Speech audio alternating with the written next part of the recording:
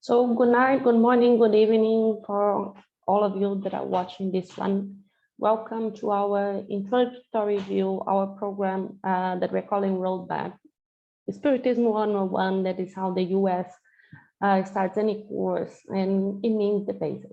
Today we are here gathered to talk about the immortality of the soul.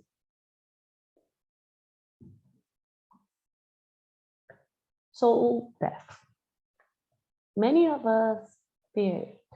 Many of us, it's a certainty.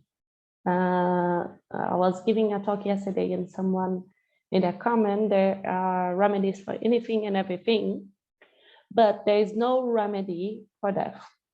And for that, we need to remember that, it's a certainty. There's all of us start this journey on this earth. There's a day that there will be death.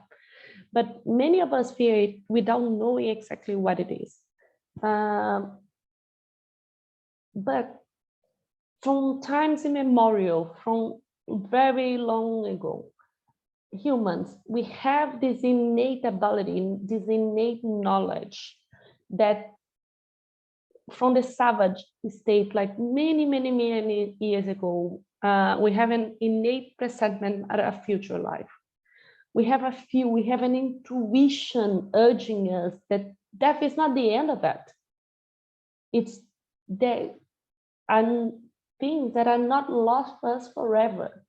There's this spontaneous belief in a future state that is vastly more general than the belief in annihilation. It is true. If you think about, many civilizations have that. Sometimes you ask people that have no contact whatsoever to any philosophy or any religion, and they still do believe in this. There's something else. I don't know exactly what it is, but there is something. I'm not sure how it's going to come, but there is.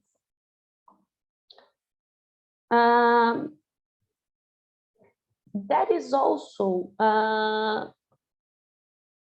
based on a belief that comes from our friend Socrates, for instance, from the Greek philosophers, that believe that we are more than this physical body, because believing that there is something afterlife, we all know, we have all seen in animals and plants or humans, that the body extinguishes. There is a moment that the body, this physical body, stops working. Unfortunately, for old age, by accident, for sick illness, for something or the other, this physical body ceases to exist and will be degenerate and will go back to earth. So for us to believe that there's something after there's discontinuity, we have to believe there is something else. The old Greek philosophers brought us something and said there is something, and he called this thing the soul, that survives the death of the body. In Spiritism, we believe that death is just a change of state, the destruction of this fragile form, that this physical body, that no longer furnishes life with the necessary condition for its evolution. Yes, it loses this energy, this vitality, the organs stop seizing, so it doesn't work. On the other hand, we see everywhere there's life, there's a perpetual renewing of everything. There's nowhere there's this feeling of annihilation, that things stop, that they cease to exist in some way or other. It means the principle of life never dies. There is no death. There is this continuous cycle that of nature that is some of us back in the school would study that there's a beginning, there's beings are born, reproduce and die, and there's a cycle and it goes again. And for us in Spiritism, whenever that happens, there is a continuity and the immortality of the soul, the thing that gives us the name for this doctrine, that the soul survives that moment when the physical body is extinguished. So if there's this innate ability or feeling throughout ages, philosophers have talked about, we have seen in nature this continuity. Why do we fear death so much? Why? Why all of us, and even I, knowing all of these, sometimes you fear it. It's not that we doubt us to say, okay, now I understand this, everything, and I don't fear it anymore. It's that the fear comes from this animal instinct that all of us have, that is proof of the wisdom of the providence, that instinct of self-preservation, that all living creatures have it. So hello. So whenever, I thought there was someone coming in, so I'm sorry for the background noise. But if anyone comes in and you want to use the chat and make comments, please feel free. Or voice it over, please go ahead. This fear of death is just a proof that if we don't have this instinct of self-preservation, what would be of us? We would enter in the most dangerous things without caring about it. So it is innate on us to do all that it takes to self-preserve and continue to preserve this physical body. Okay, we understand. We're talking about death. We're talking about that we get here, there's this innate, spontaneous thing that we talked about on that we survive our physical body, that something goes there. But the key that holds all of this together is that we have a soul, or we have a spirit. If we believe, we have to just said, the physical body, this body here will, or this plant here that behind me will eventually die. We will sing, organs will stop seizing. But so if there's something that survives this natural thing that is death, that's the cessation of this vitality, the vital principle, as we may talk about it, the key to understand is that we are more than this physical body. We have a soul. But what is a soul? Do I have a soul? Am I my soul? Am I different from my soul? Is the spirit different from the soul? The spirit, in the Spiritism, we call interchangeably the words soul and spirit because they are the same thing. The distinguish that we make is that the soul is the incarnated spirit. But for the purpose of today, I may use the word soul and spirit interchangeably, and they might mean the same. That is this principle that we have. It's kind of interesting because for me, as I have this very strong belief that my spirit survives my soul, and my spirit is my soul, my spirit is my soul, and it survives after the physical body, and these are different things, and I am, my innate nature is my soul. I never questioned that, but I understand that some people may understand and have knowledge that some people may come from a different background.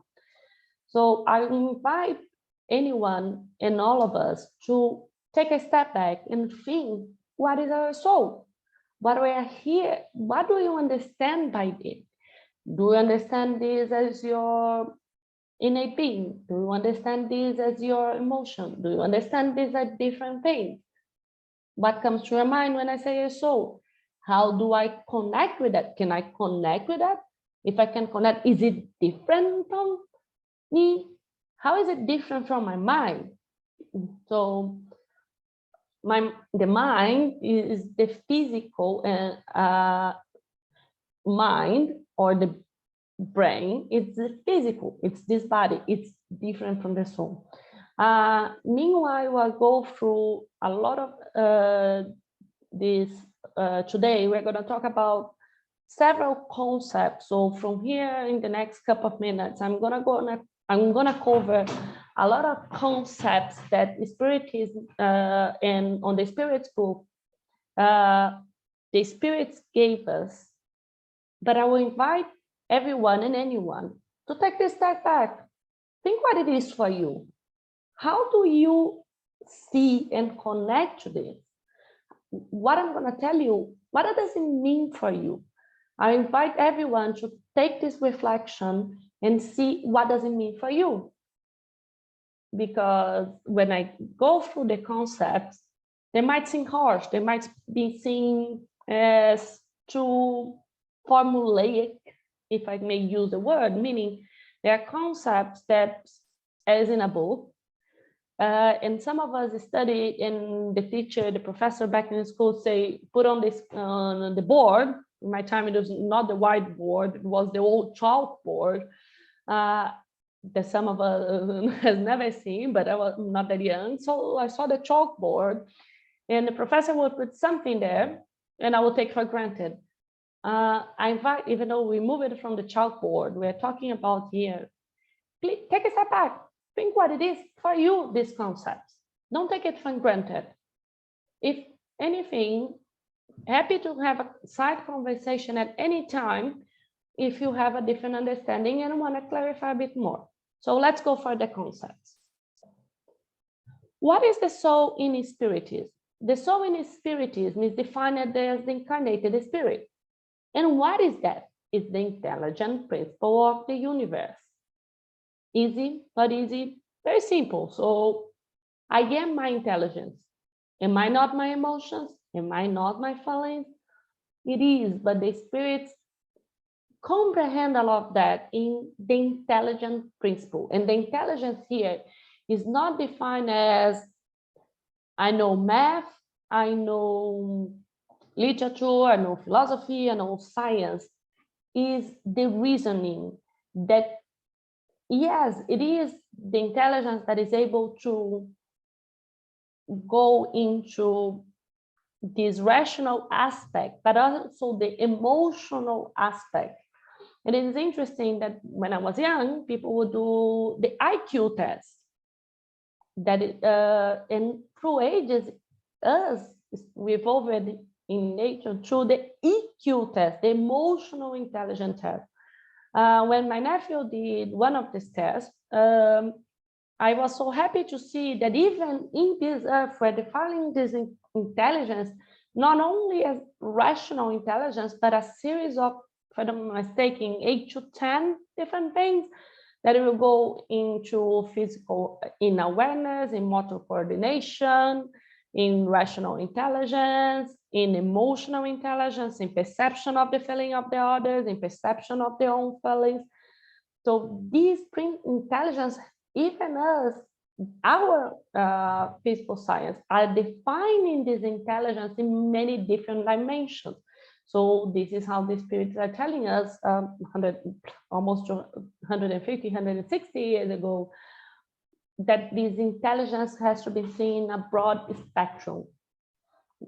And thanks God, because I'm really terrible in some motor coordination, I'll have to develop that. So, and what is the nature of this spirit? Our language cannot really define what it is. For me, it might be nothing because it's not tangible. It's not this glass of water that I keep here. It's not, this body is not this vest. But it is something. For the spirit, it is something. There's nothing is nothingness. Nothingness does not exist. Just for the sake that we don't have a word, we don't have how to define it, doesn't mean it does not exist.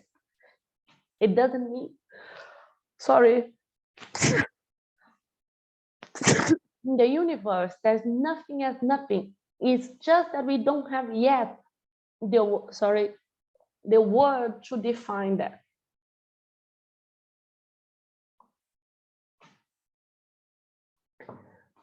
The other thing that some people may be asking is this an individualized thing, or because I define it, not me, the spirit, as the intelligent principle, it might be that we are part of this universal intelligence of the universe, and I'm the something that people talk about, that we are the representation of this broad intelligence, the universe, that I'm taken apart, I individualize here, and then I come back to that, and there's nothing individualized. I'm part of this universe. We are all connected, it is true, but we are also individualizing beings. The spirit tells us in the question 79 of the spirit book that the spirits are the individualization and the intelligence principle.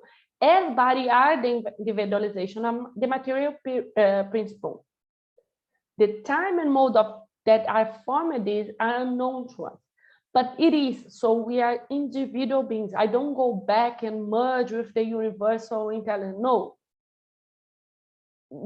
the universal intelligence, there's this principle that has been, it's like taking something out of it and it becomes unique.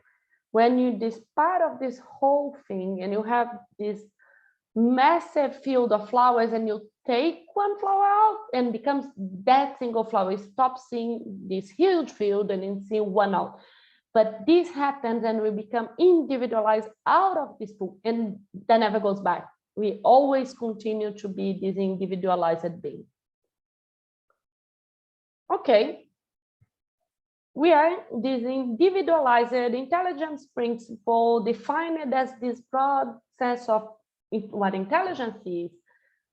Can we interact with matter? If the spirits are saying we are the intelligence principle, we are not matter as we know it. It's not nothing, but it's not matter as we know it. How can a spirit then interact with matter? There's another key concept in Spiritism that is not only Spiritism, the old Indo philosophers called them the astral body.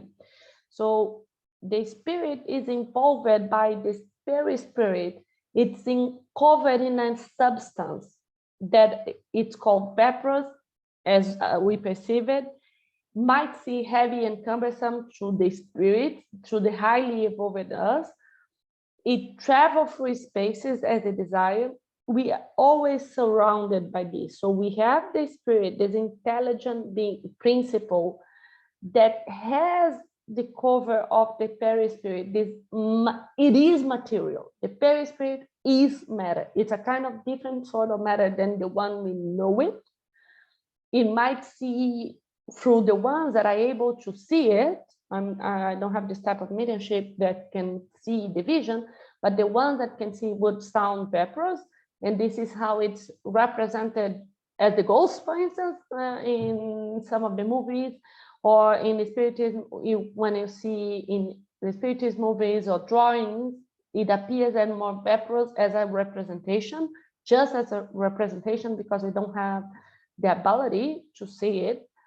It becomes, but it is matter. It's a different type of matter, and it always surrounds the spirit. And through the perispirit, the spirit interacts with matter, interacts with this body. So it's the instrument, the one that transmits the thoughts and the thinkings and the feeling from the spirit to the body.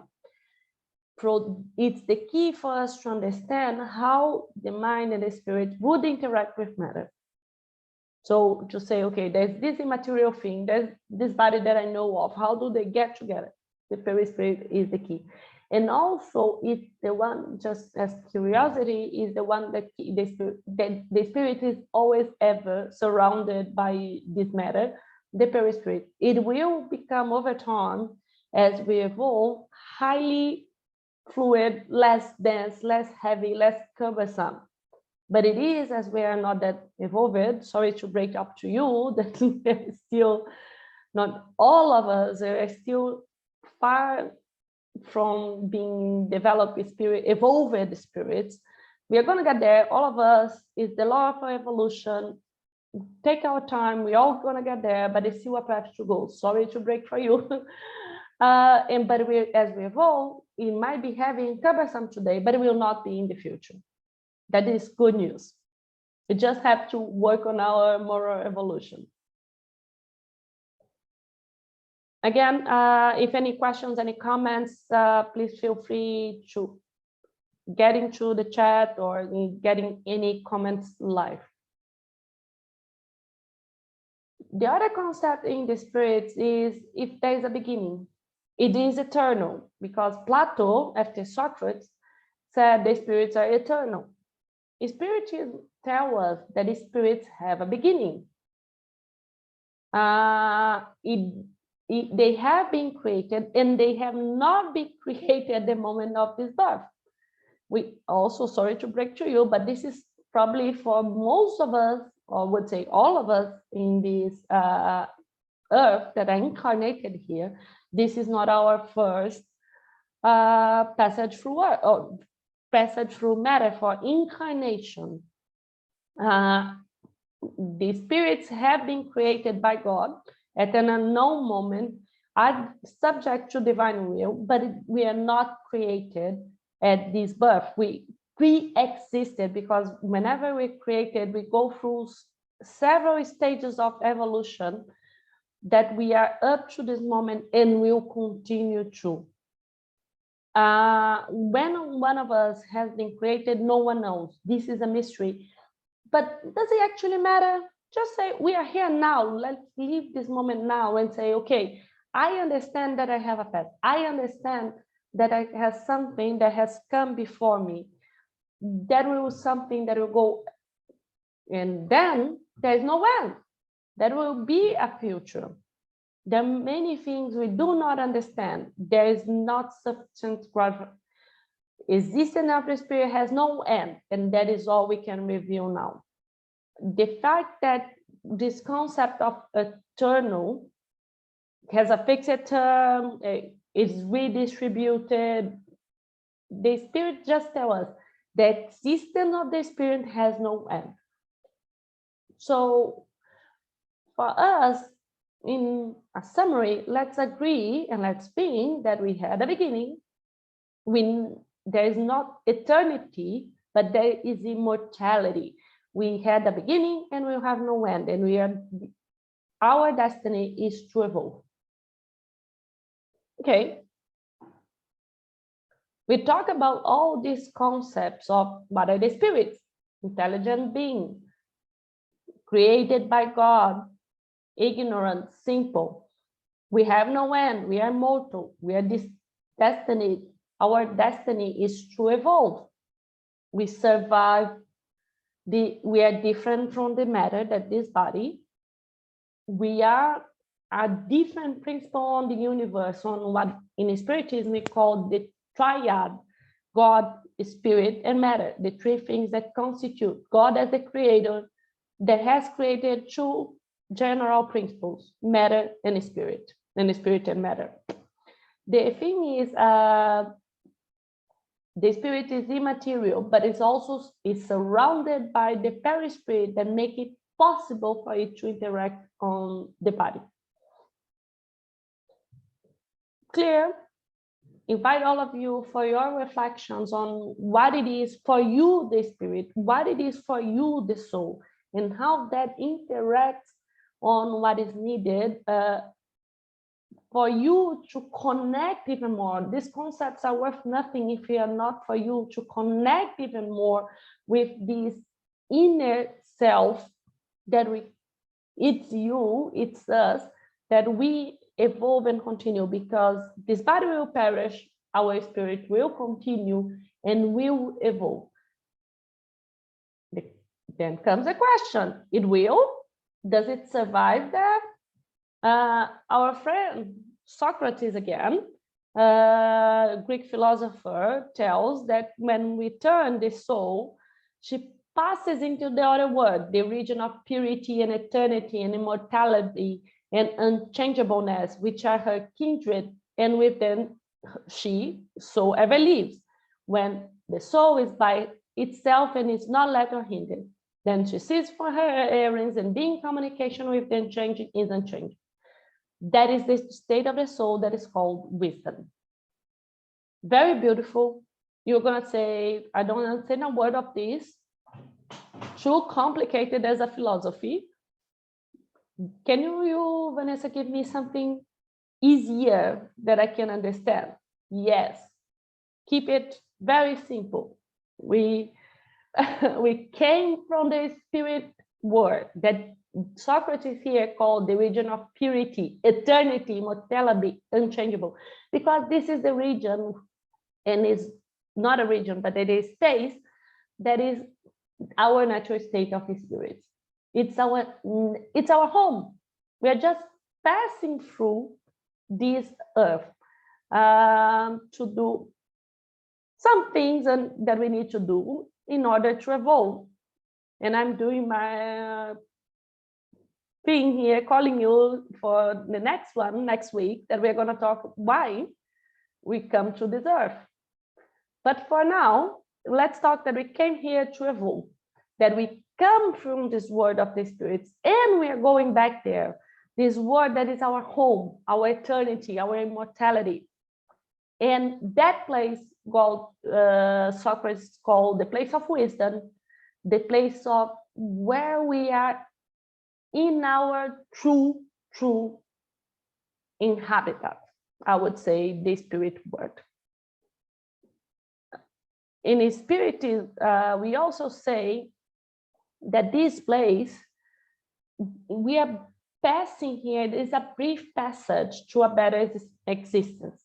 The work is not lost, and the true effect doesn't look a dark road into domains of anguish. This is a joyful flight towards a liberated, transformed self. So whenever that happens, there is not this dark road that is written here. And you can read better probably than I when I read a little bit too fast, but it is helping us get into a joyful flight because we are going back home.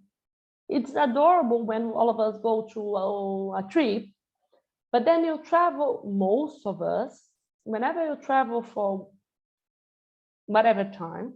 Once I did travel for 2 months, there one day that I just wanted to be home.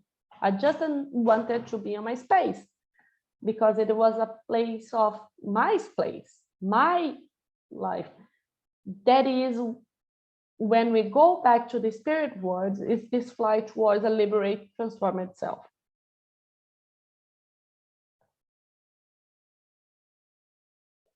Okay, so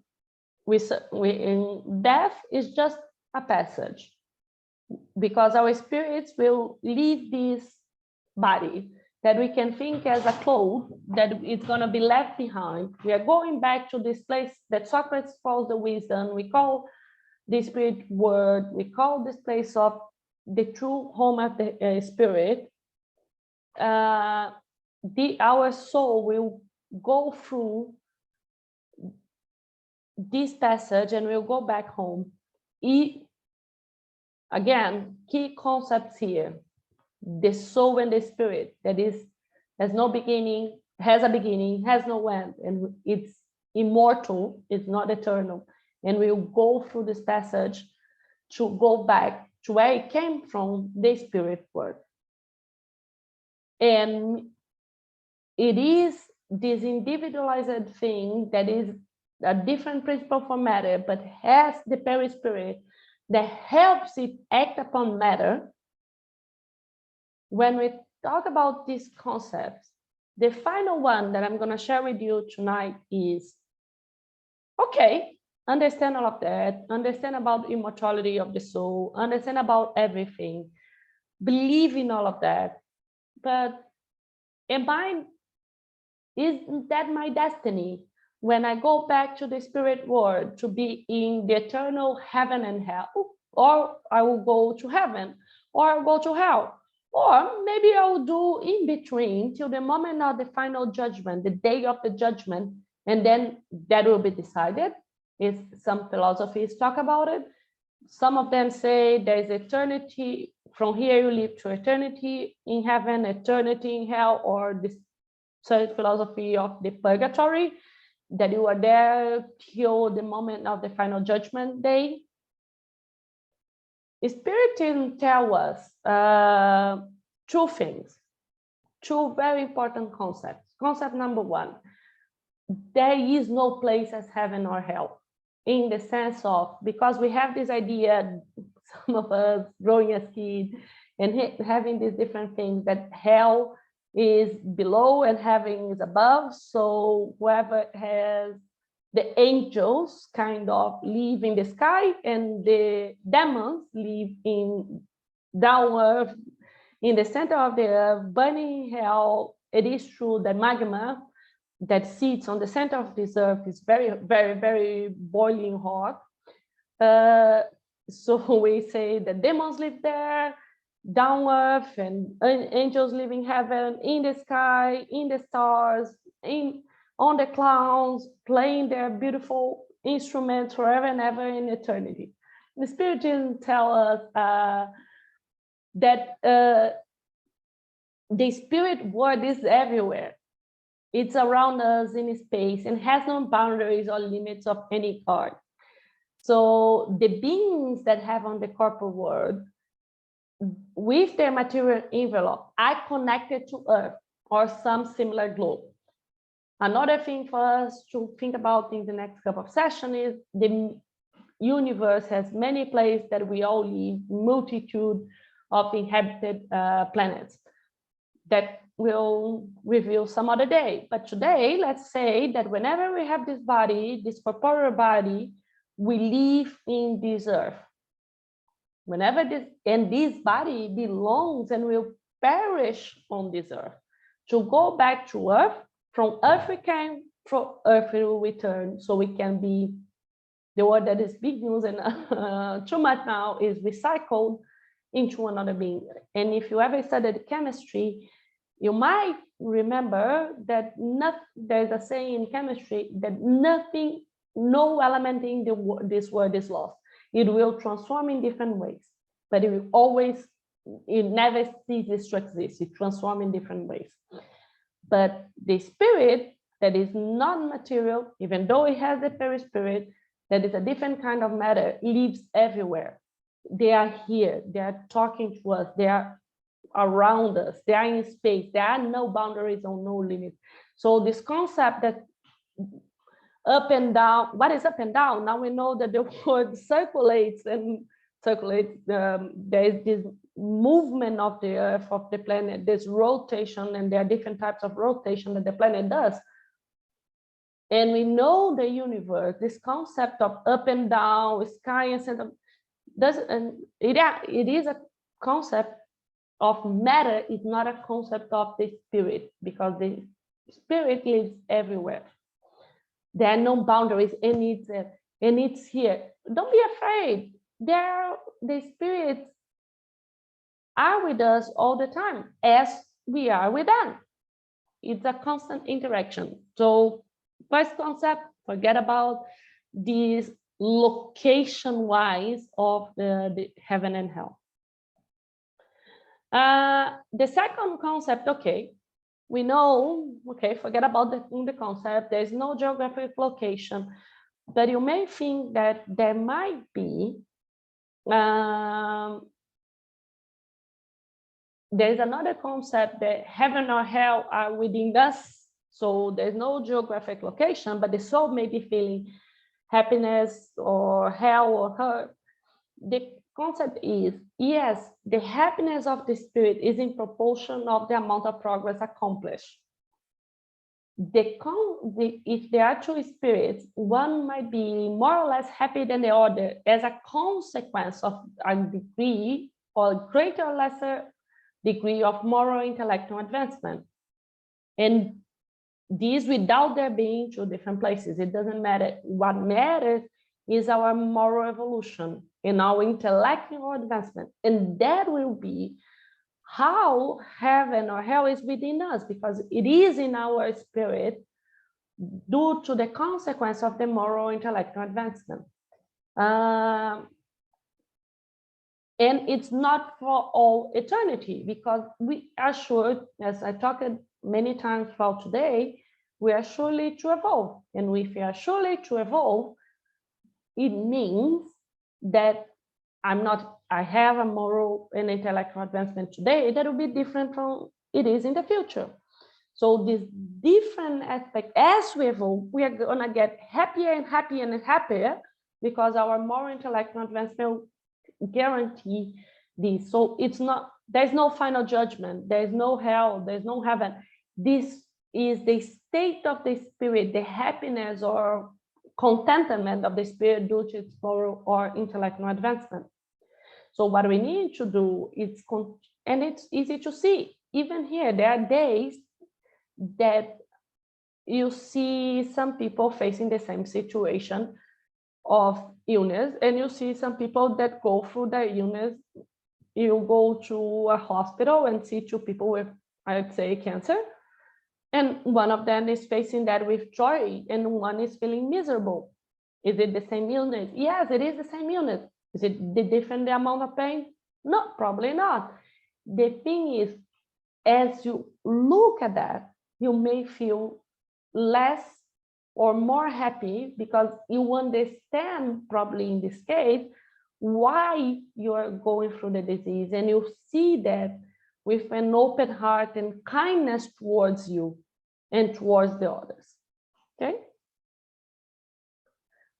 So I think that was it for today. Very interesting concept, very important concepts on the immortality. What is death?